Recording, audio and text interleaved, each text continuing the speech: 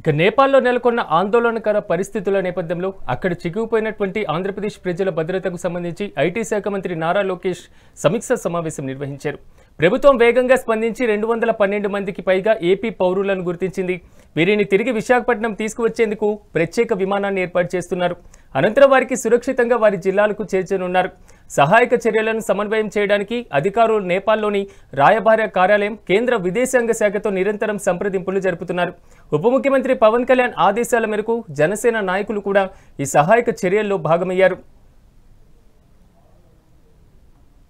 వాళ్ళ పరిస్థితి ఏంటి, వాళ్ళని తిరిగి ఆంధ్ర రాష్ట్రానికి తీసుకొచ్చే దిశగా పనిచేయాలని గౌరవ ముఖ్యమంత్రి గారు మాకు చెప్తాం జరిగింది. పొద్దునుంచి నేను ఇక్కడ కమాండ్ అండ్ కంట్రోల్ సెంటర్లో ఉన్న గౌరవ హోంమంత్రి అనిత గారు కానివ్వండి, దుర్గేష్ గారు కానివ్వండి, అనంతపూర్ సభకి వెళ్ళి ఇమ్మీడియట్గా అక్కడి నుంచి బయలుదేరి అమరావతికి వచ్చి మేము ముగ్గురం కలిసికట్టుగా సిట్యువేషన్ని మానిటర్ చేస్తాం జరిగింది. దాంట్లో ఏపీ భవన్లో ఇమ్మీడియట్గా ఒక ఎమర్జెన్సీ సెల్ ఏర్పాటు చేసి ఒక సింగిల్ నంబర్ ద్వారా ప్రజల దగ్గరికి వెళ్ళాం.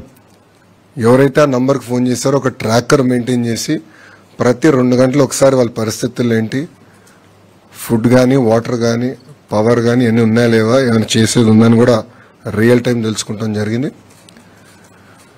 ఢిల్లీలో ఉన్న కంట్రోల్ సెంటర్లో తెలుగుదేశం పార్టీ ఎంపీ సానా సతీష్ గారు, గవర్నమెంట్కి చెందిన అర్జ శ్రీకాంత్ గారు అక్కడ కూర్చుని వాళ్ళు మొత్తం మానిటర్ చేస్తాం జరిగింది రియల్ టైం. ఇప్పటికీ మా దగ్గరున్న సమాచారం మేరకు 217 మంది ఆంధ్రలో 12 లొకేషన్స్లో, అంటే హోటల్స్ కానివ్వండి లేదంటే వేరే పట్టణాల్లో కానీ 12